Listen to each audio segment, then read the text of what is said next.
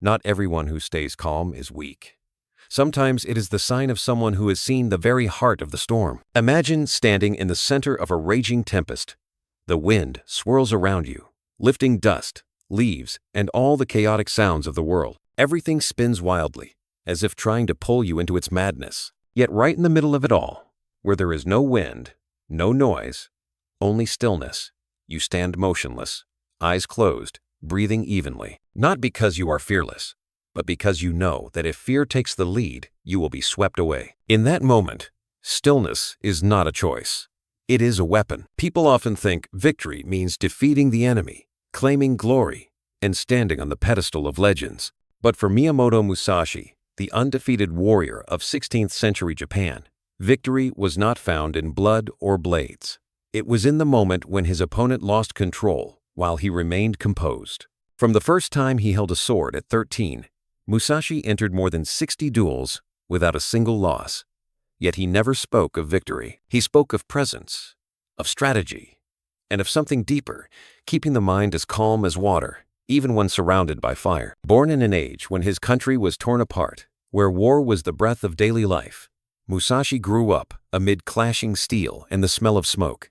He learned to observe not only his opponents, but his own mind. While others trained to kill, he trained to understand. He who does not understand himself, he once said, will never understand his opponent.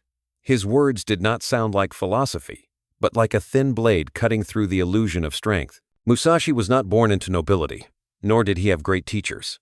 He forged himself through failure, through solitude, through nights spent in cold forests. Hand gripping the wooden sword he carved himself, he watched human instinct in fear, in anger, and in the fleeting moments of victory. Then he realized that what makes a man lose is not skill, but the mind. Whoever loses composure dies before the sword leaves its sheath. Think about that in everyday life. When someone insults you, when a loved one disappoints you, when things don't go your way, what is your first reaction? Do you clench your fists? Do you argue back? Do you try to prove you are right? Musashi called that disturbance, the moment the mind is pulled by emotion, and from that instant you lose control. He believed the battlefield is not only on the ground, but within every heart. And to win, one must learn to be silent. In an old letter he wrote, "There are many paths that lead to the top of the mountain." The phrase sounds simple, yet it carries a whole philosophy. Everyone seeks their own summit. Some chase fame, others seek recognition, others long for peace. But whatever the path, only those who breathe steadily and take each step firmly will reach the top. Musashi knew that life does not need the fastest, it needs the most enduring. Just as in battle, the winning strike is not the strongest, but the one delivered with a clear mind. Musashi called this immovable mind, Fudo Shin, a state in which the heart remains still even in the midst of storms. He did not avoid emotion, he simply did not let emotion steer his direction. Once, when his opponent insulted and provoked him, he only smiled. When asked why he did not respond, he said, "If I let another's words disturb me, they have already won before the fight." In our world today, among endless streams of information and unseen confrontations, where words can destroy trust and a glance can ignite conflict, Musashi's teachings echo louder than ever. Calmness is not avoidance. It is knowing when to act and when to be silent. Not everyone can do that, because to stay steady, one must have inner strength. And inner strength cannot be borrowed, cannot be memorized. It must be forged in fire. Musashi trained in solitude, spending hours in stillness, observing even the smallest movements of his mind. When the wind moved a blade of grass, he felt the shift in his own breath. When a restless thought appeared, he watched it pass, without holding on. From those moments of silence, he came to understand the essence of every battle. No one can truly hurt you unless you allow it. Once, a student asked him, "How do I know I am ready for battle?" Musashi simply replied, "When you can stand before your opponent, and your heartbeat is the same as when you sit alone." A simple answer, yet it is the core of every struggle in life, not only in combat, but in work, in love, in every moment you face pain. Only when the mind is calm can action be truly strong. Musashi was not a monk, nor a philosopher. He was a warrior, but his philosophy was not found in doctrine. It was in each breath of reality. "If you want to understand 10,000 things," he wrote, "understand one thing deeply. And that one thing is the mind. When you see your mind, the small waves, the quick reactions, the nameless anger, you begin to understand others. You are no longer swept away by them, because you know every action is only a reflection of fear. In the darkness of the 16th century, Musashi walked through hundreds of battlefields, yet he never truly killed anyone but his own weakness. He said, "Victory only has meaning when you no longer need it." Because true victory is not the end of a fight, but the beginning of self-mastery. And when he stood on the summit of his own mountain, Musashi did not lift his head in pride. He simply closed his eyes. He knew that the peak is not where others see you, but where you see yourself clearly. In that silence, there was no cheer, no light of triumph, only a gentle breath and perfect peace. If Musashi left anything to the world, it was not a secret to fighting, but a reminder: do not try to control the world before you can control yourself. Because in every storm, only the one who stands still in its center is truly free. And that is where the journey begins, where we learn to stay calm, not to escape conflict, but to face it with eyes that no longer tremble. They say that in many of his duels, Musashi often arrived late on purpose. Some saw it as arrogance, others called it strategy. But in truth, he was simply observing. When an opponent waited too long, patience turned into anger, anger turned into distraction, and in that very storm of emotion, Musashi had already won before the fight began. He did not fight with the sword, but with the mind. He did not need to strike, only to wait for his opponent to reveal a weakness, like a man standing in the middle of a storm who can still sense the direction of the wind. His most famous duel was with Sasaki Kojiro, one of the greatest swordsmen of that era. They agreed to fight on a small island. Musashi arrived late, boarding his boat when the sun was already high. Kojiro was furious, his eyes burning red, his hand gripping his long sword tightly. Musashi, holding a wooden oar, calmly carved it into the shape of a blade. He stepped onto the sandy shore, his robe dusty, hair disheveled, eyes bright yet still. Kojiro shouted, drew his sword, and charged. Musashi moved slightly, one strike, swift, clean, precise. Kojiro fell. The wooden sword was covered in sand, not blood. People said Musashi won because of skill, but those who understood him knew that victory happened long before they met. When Kojiro let anger take control, when he lost presence, the duel was already over. Musashi knew well that whoever loses control is defeated even before the sword is drawn. Throughout his life, he never saw victory as glory, but as a lesson that to truly live, one must learn to stay calm even when facing death. In today's world, that story still holds its truth. Each of us has our own duel, where emotions collide, where pride is tested, where ego rises. When someone insults you, when work fails your expectations, when you feel judged, you react. You charge in like Kojiro, forgetting your breath, forgetting yourself. And even if you win with words, you still lose within. Musashi never told people to stay silent out of endurance. He urged them to look at their own reactions. When you can see your anger without being led by it, you begin to understand where true power lies. Do not rush to draw your sword, he once said. Wait until your opponent's mind reveals itself. Those words were not just for the battlefield, but for life itself. Because in every confrontation, from small arguments at home to life's biggest decisions, the one who stays calm is the one who sees clearly. Once, a young soldier asked Musashi, "How can I stay calm when fear makes me tremble?" He replied, "By observing that fear.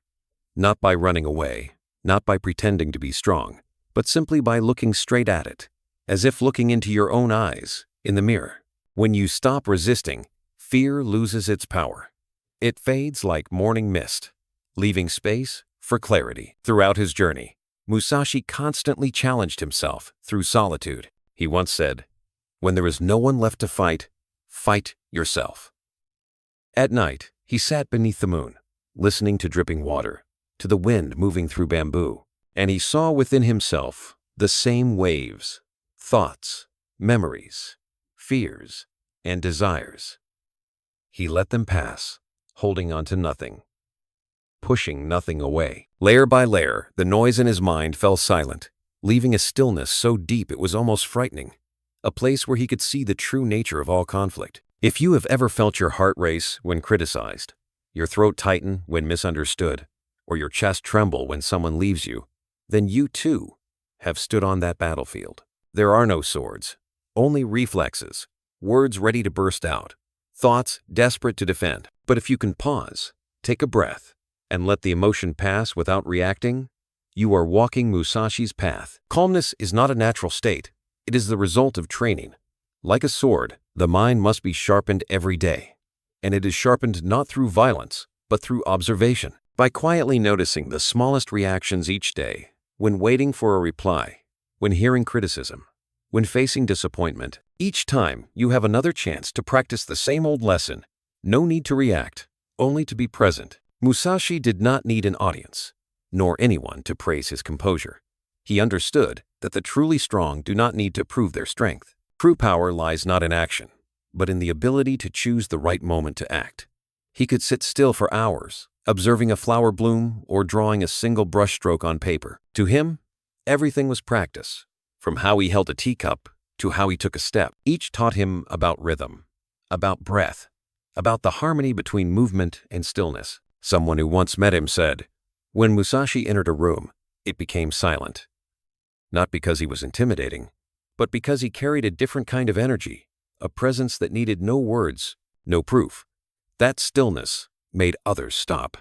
Like standing before a calm lake, people could not help but fall quiet, hearing only their own breath. The strange thing is, the more people understand Musashi, the more they see that his philosophy does not belong to the past, because today's battles are no longer fought with swords, but with arguments, silent conflicts, and the challenge of staying calm amid noise. In those moments, Musashi still lives, not in the form of a swordsman, but in the spirit of one who observes instead of reacting. In a world where everyone rushes to speak, where everyone wants to win every argument, calmness has become a rare form of power. Musashi did not need to shout to be heard, nor prove himself to be seen. He only needed presence, a presence that made even his enemies slow down. And perhaps, if you have ever felt your heart about to burst, trying to defend your ego with hurried words, you will understand how deep his lesson truly is. Sometimes victory is silence, not because you are weak, but because you know that every storm passes, and only the one who stands still at its center remains whole. Musashi knew that better than anyone. He did not seek peace by escaping the world, but by living within it without being carried away. He walked through countless duels, not to prove himself, but to train his ability to stay with himself in every circumstance. Because in the end, the true victor is not the last man standing, but the one who keeps stillness in his heart when all that remains is smoke and ash. And there, on the sandy shore where Kojiro fell and Musashi turned away, something lingered that words could not describe. Not glory, not pride, only a breath, soft and deep. The breath of a man who understood that the only battle worth winning is the one within himself. Some say Musashi was cold, but those who met him knew that within his stillness burned a fierce vitality, the kind only found in those who have faced themselves many times and survived. He did not avoid emotions, he simply refused to be ruled by them. To him, anger, fear, and pride were only passing waves upon the surface of the sea. The weak are swept away by those waves, while the strong see them without forgetting that beneath it all, the ocean remains calm.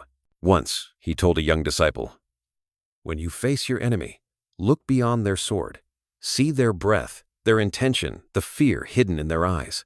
Then you will know when to strike, or when to do nothing at all. More than 400 years later, those words still echo in our lives. Because not only on the battlefield, every day we face our own opponents, words of judgment, cold glances, situations that make us want to fight back instantly. And just like Musashi, if we cannot stay calm enough to look deeper, we only see the surface and never understand what is truly happening inside us. He once wrote, "Perceive that which cannot be seen with the eye. That is the art of deep awareness. Not just seeing action, but understanding motive. Not just hearing words, but feeling intent." Musashi believed that most people react because their vision is narrow, because they see the flame, but not the wind that feeds it. When we can pause and take a deep breath, only then can we see the whole picture. and our choices become wiser. In our modern world, where everyone reacts in haste, what Musashi said becomes even more valuable. We live in a time when a comment, a message, even a glance can ignite a storm. But how many of those storms are truly worth entering? How many battles are fought not for truth, but for a wounded ego? Musashi once said, "The victorious man is not the one who cuts down his opponent, but the one who has no need to draw his sword." And perhaps that has never been more true. He called that state immovable mind, the stillness that comes not from the outside, but from self-understanding. When you know yourself, other people's words can no longer pierce you. When you recognize your worth, judgment loses its weight.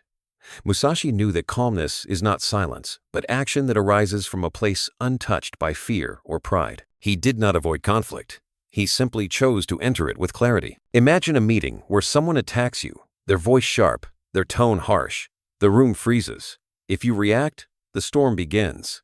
If you stay silent, the storm fades. Calmness, in that moment, is not surrender. It is strategy. Just like Musashi waiting for his opponent to expose their weakness, you too only need to wait a few seconds, long enough to see what lies beneath their words, perhaps fear, defensiveness, or exhaustion. When you can see that, your anger dissolves. You begin to understand.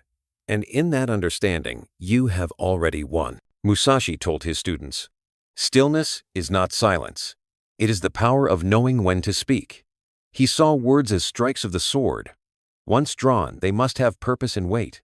That is why throughout his life, he spoke little, but each word carried meaning.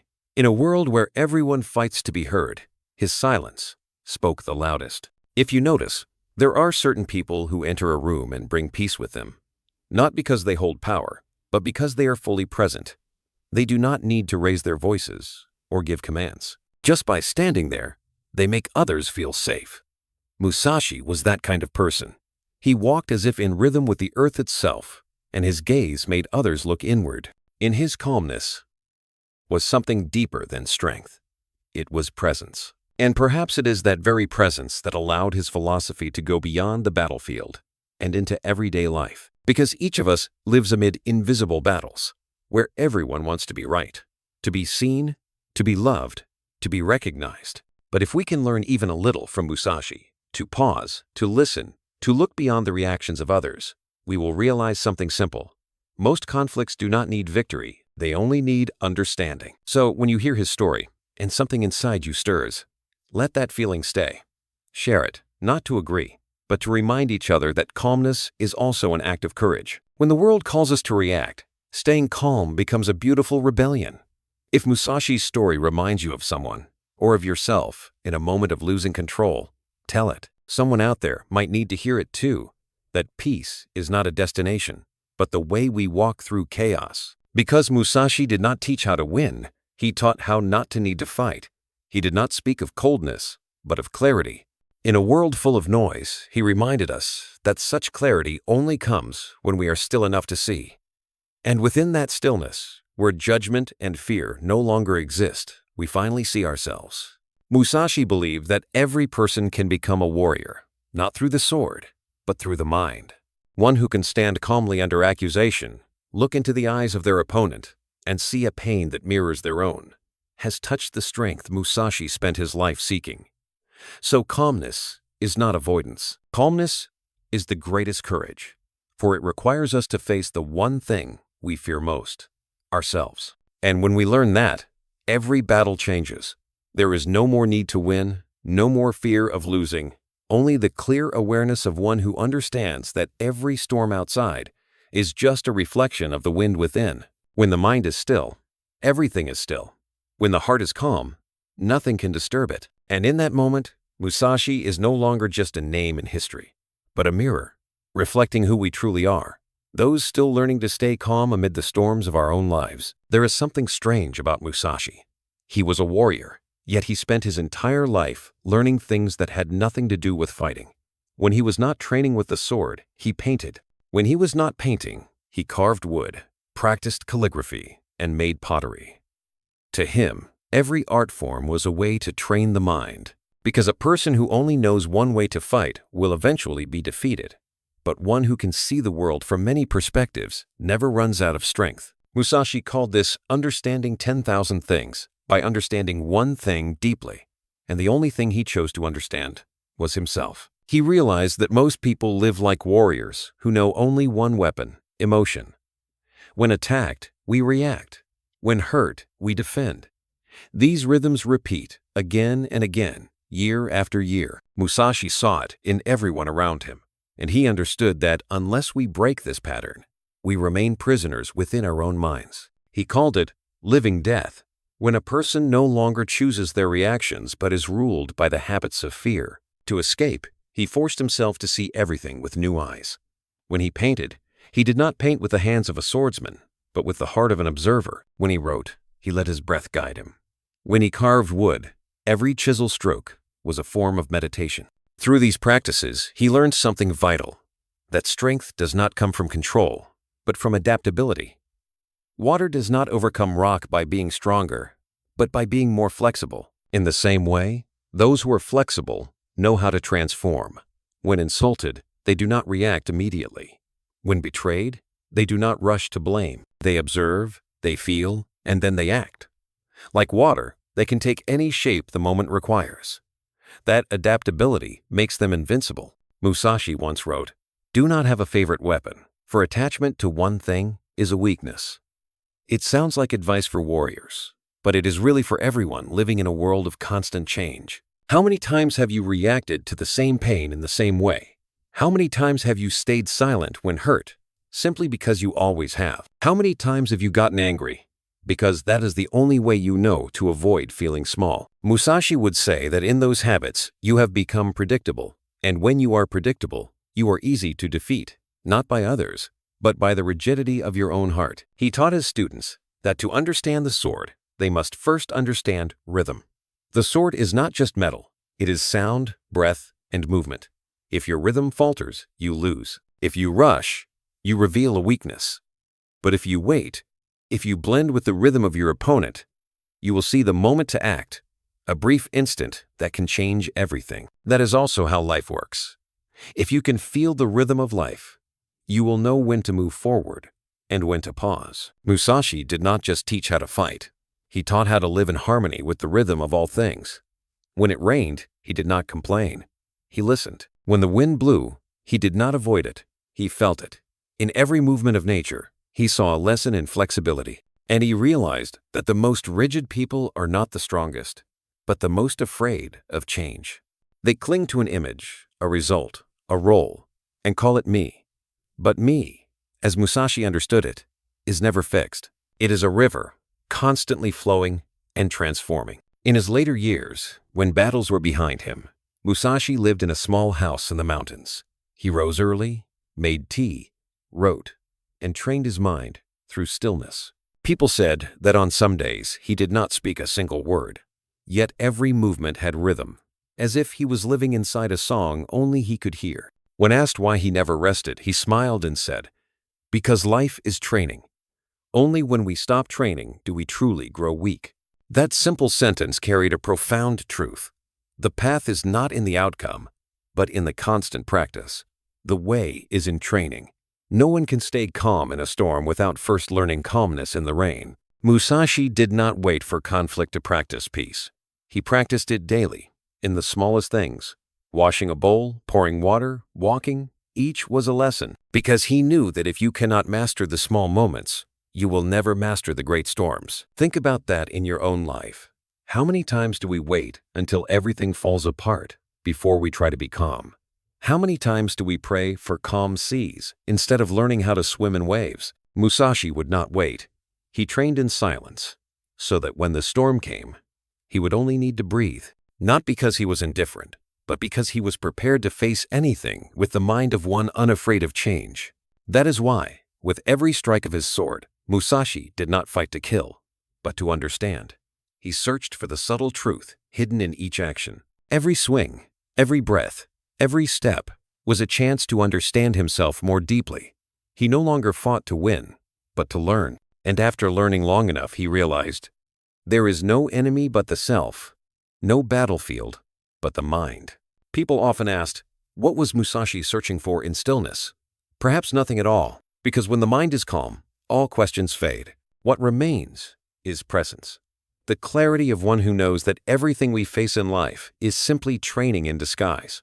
An insult, a failure, a loss, all are opportunities to strengthen the heart. Musashi once said, "Think lightly of yourself and deeply of the world." He knew that the ego makes us shrink, while the world is always larger than any pain. When we stop viewing everything through the lens of self, we begin to see deeper layers, the causes, the intentions, the vulnerability, even the fear that others try to hide. And when we see that, we no longer want to win. We only want to understand. Perhaps that is when we truly grow. When we stop trying to control the world and start learning to flow with it. When we stop fearing change and allow ourselves to change. When we no longer ask, "Why is this happening to me?" but instead, "What is this trying to teach me?" That is the spirit of Musashi, the man who never stopped training, who refused to grow rigid, who never let his mind turn to stone. And if you listen closely, you will hear something deeply modern in his teachings. In today's world where everyone wants control, certainty, and possession, Musashi reminds us that freedom only comes when we can let go. Not letting go of life, but of attachment. Not abandoning action, but abandoning the fear of losing control. Only then can the mind be truly free. Musashi left behind no monuments, no desire to be remembered as a hero. He left only a path, the path of one who trained the mind in every moment. And perhaps, if there is something that makes him immortal, it is the calm with which he walked through impermanence, eyes bright, breath steady, and a heart that knew, we train not to win, but to understand. In the final years of his life, Musashi left behind all glory and chose to live in a small wooden house in the mountains, where the wind slipped through the cracks in the walls and the scent of damp earth filled every breath. People thought he was escaping the world, but in truth, he was entering his final battle, the one against himself. There were no more opponents to defeat, no swords to draw. Musashi sat in stillness and began to look inward. He called it training the mind through solitude. For only in silence can a person hear the whispers of the parts they have long avoided. When he was young, Musashi believed strength was found in control. But the older he grew, the more he understood that what must be mastered is not the world, but the storms within the mind. He saw in himself both light and darkness, the victor and the defeated, the part that wanted to forgive and the part that wanted revenge. He did not push them away or take sides. He simply sat, letting each part emerge, speak, collide, and slowly quiet down. In a short note, he wrote, "The warrior does not kill the darkness within. He learns to look at it until it turns into light." Perhaps each of us has a mountain cave like that, not made of stone, but of memory. A place where we keep what we do not want to remember, the wounds, the regrets, the old voices that echo whenever we feel weak. Most of us run from them, hiding in work, in noise, in busyness. Musashi did the opposite. He walked in. He knew that one cannot master the self without walking through one's own darkness. And when he dared to look, fear began to lose its power. Musashi once said, "Calmness does not come from suppressing emotion, but from watching emotion as one watches clouds drift across the sky." He realized that everything is impermanent. Anger, fear, even pride are only clouds. The sky, which is the mind itself, remains unchanged. When we cling to anger, we forget the sky. But when we simply observe, without reaction, we see it fade away. That is the moment peace begins. Today, when someone criticizes us, we react. When someone leaves, we panic. When things go wrong, we try to control. But Musashi would ask, which part of you is the one reacting? It sounds simple, yet it forces us to look deeply. The reaction is only the surface, while the real self, the observer behind it, is always still. And if we can return to that part, we will no longer be led by emotion. Musashi believed that observing oneself is the hardest practice of all. He called it the art of the inner mirror. Not a mirror of metal or glass, but one of awareness. Whenever a thought arose, he looked at it. Whenever fear appeared, he observed it. He did not judge or resist. He simply watched. Gradually, he discovered something strange. What once terrified him began to melt away like ice under sunlight. In silence, fear lost its grip. People often asked, "Why do you not live among others?" Musashi only smiled. He knew that people seek company to escape the loneliness within. But for him, solitude was training, because only when alone can one not hide. There is no one to blame, no one to imitate, only oneself and the parts not yet accepted. It was there that Musashi found freedom. He no longer needed victory or defeat. He only needed understanding. The longer he lived in stillness, the clearer he saw the world. Once, someone asked him the secret to peace. He looked out the door, where rain was falling gently on the leaves, and said, "When it rains, I do not wish for sun. When it is sunny, I do not wish for rain. That is peace." The answer was simple, yet profound. Suffering does not come from the world's imperfection, but from our refusal to accept it as it is. When we stop resisting, everything becomes easier to breathe. Musashi also wrote, "The warrior does not avoid emotion. He trains to stand firm within it." The words might surprise some, a warrior speaking of emotion, but that was what set him apart. He understood that no one can control the world, but everyone can train how they respond to it. And when our responses are shaped by awareness rather than instinct, we become free. On quiet nights, Musashi would sit by the oil lamp and write calligraphy. His brush moved slowly, firmly, each stroke as steady as breath. People said that in his writing, they could feel the rhythm of stillness. He never tried to create it. He simply wrote from a place untouched by disturbance. And perhaps that is what we all seek. Not perfection, but wholeness, where action and mind move as one, free from fear and desire. Musashi once said, "If you wish to understand all things, observe yourself, for the human being is a mirror of the world.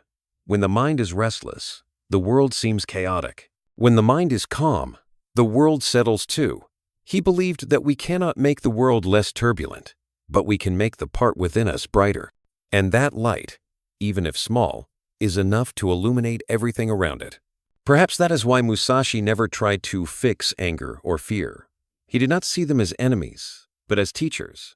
Every time anger came, he watched to see what fear it was protecting. Every time loneliness rose, he listened to what the heart was longing for. And through that listening, he realized that every emotion has a message, and when we listen, they become allies. In the final pages of his notebook, he wrote, "Stillness is the sharpest blade, for it cuts through every illusion." He had come to understand that peace is not the reward for closing oneself off, but the result of facing every part of who we are without fear. Like water, the quieter it becomes, the clearer it gets. So when you sit alone, perhaps in a quiet room with no sound around you, try what Musashi did. Look into your own mind. Do not try to change or suppress anything. Just look. You might see an old anger, a memory you avoided, a part of yourself you do not want to name. Do not push it away.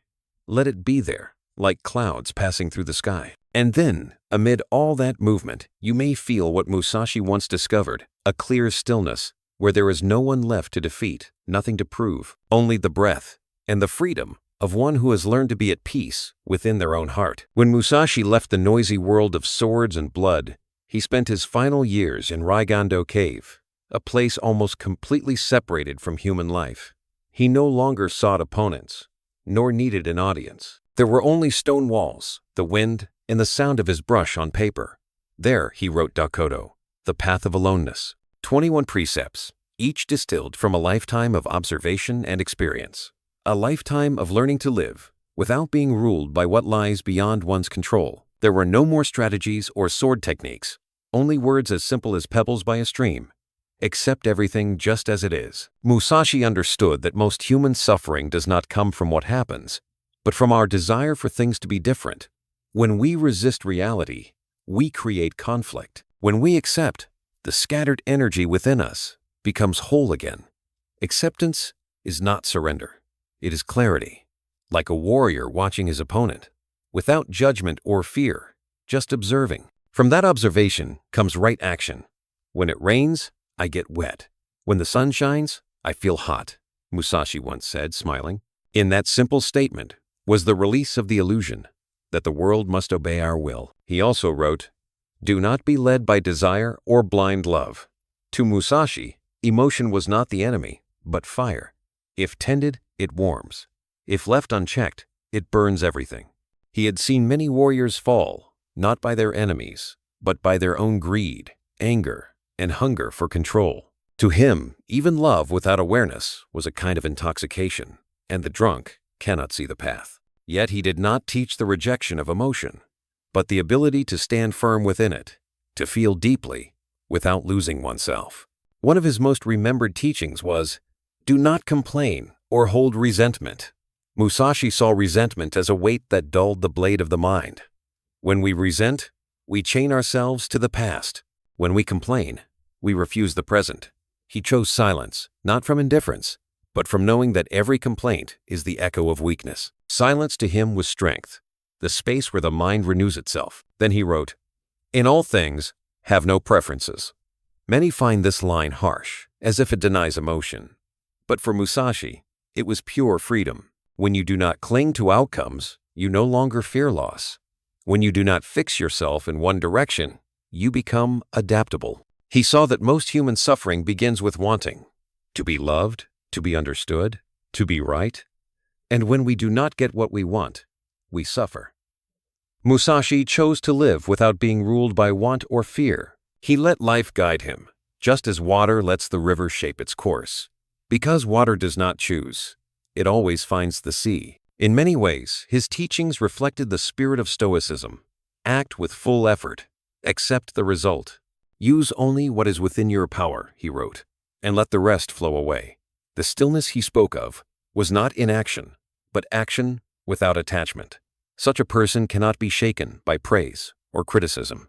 No one can unbalance them, because they do not stand upon illusion. Perhaps the most profound line in Dokkōdō was, "Respect Buddha and the gods, but do not rely on them." Musashi honored the sacred, but he believed true strength lies within. "If you do not rise on your own, no God can lift you," he said. For him, prayer was not asking, but remembering that we still have the power to act, because in every moment, the choice is ours, to react or to observe, to fear or to stay calm, to cling or to let go. He ended Dokkōdō with the words, "Do not stray from the way." But the way he spoke of was not a fixed path. It was a state of being, a way of living, a rhythm of breath, a harmony between thought and action. One who walks this way can stand in a crowded market or a lonely cave, yet their heart remains still like a lake, not because they avoid the storm, but because they have learned to become its center, where all things spin around, yet the middle remains calm. Musashi called that calmness the result, not the goal. He said, "When the heart is honest, peace will come naturally. We cannot force peace, because the effort to do so is another form of resistance. Peace arises when we live truthfully, without masks, without proving, without seeking approval. When we act from clarity, rather than from the need to be seen, peace becomes as natural as breath." From a distance, Musashi's life looks like a circle, beginning in battle and ending in stillness. But it was not an ending, it was a union of movement and quiet, sword in mind, action and awareness. He did not reject fighting. He found a way to fight without hatred, to love without attachment, to live without clinging. In his final days at Raigondo, they say Musashi would often sit by the cave's entrance, where the morning light slipped through the rocks. Sometimes he sat for hours, motionless. When someone asked what he was thinking, he simply smiled. "Nothing. I am just here." A simple answer, yet it held the essence of his lifelong search, to be here, fully present, awake, untouched by past or future. If there is one thing to learn from Musashi, it may be this: every moment is training. Every anger is a reminder to observe. Every failure, a chance to see the self. Every disappointment, an invitation to strengthen the heart. Because the way, as Musashi said, is not at the destination, but in each step. When we stop running, when we dare to stay with what is true, we begin to understand the calm he spoke of. It is not standing outside of life, but walking through it with a heart that is no longer torn apart. Calmness is not the absence of emotion, but the ability to live fully in emotion without letting it define us. And that is Musashi's path, a path anyone and any time can walk without fear, without resentment, without dependence, simply present, steady, clear, and free. They say that on the final morning of his life, Miyamoto Musashi put on his armor, tied his hair neatly, and sat inside the cave of Raigando, facing the rising sun. He placed his sword to his right and his short blade to his left, as if preparing for another battle. But this time, no opponent awaited him. The last battle was with death itself, the one thing humankind has always fled from, and Musashi chose to look it straight in the eye. He did not pray. He did not tremble. He simply sat still, his breath slowed, his eyes open, clear and calm. For Musashi, this was not the end. It was only a passage from life into a deeper stillness. His entire life had prepared him for that moment. He once wrote, "Do not fear death." The phrase may sound cold, but it was the essence of everything he had learned. He understood that fear of death is the root of every other fear. The fear of loss, of loneliness, of failure, of not being loved. Only when one faces death does one truly understand what it means to live. When you no longer fear losing, you learn how to hold. When you no longer fear endings, you finally know how to begin. Musashi called this dying before you die. Not self-destruction, but the release of illusions that make us tremble. Letting go of fame, of desire, of the anxiety of gain and loss. When all of that falls away, what remains is the true self, simple, clear, unmasked by the roles the world has forced upon us. Only then can calmness appear, not as a skill, but as the natural breath of one who has seen the very heart of fear. In one short passage, Musashi wrote, "If you do not fear death, you have nothing left to lose, and therefore no one can control you." That is absolute freedom, not power, but the state of being ungoverned. A person like that, even in chaos, stands firm. Betrayed, they do not hate. Empty-handed, they do not despair. Because the only thing that can be lost, the body, is just a small part of a much longer journey. Perhaps what made Musashi different from all other warriors was how he turned death into a companion. In every duel, he would ask himself, if this were my final moment, how would I fight? That question kept him from ever being careless. Every strike, every breath, every glance was complete. No repetition, no hesitation. Knowing that everything could end at any instant made him intensely alive. In Meditations, Marcus Aurelius wrote, "You could leave life right now. Let that determine what you do and say and think." Musashi, on the other side of the world, lived by that truth. To him, death was not an enemy, but a reminder. When you are afraid, remember that time is limited. When you are angry, remember that everything passes. And when you love, remember that this moment is all you have. When death walks beside us, we live more honestly, more gently, more deeply. The world may see Musashi as stoic, but in truth, he lived with a profoundly kind heart.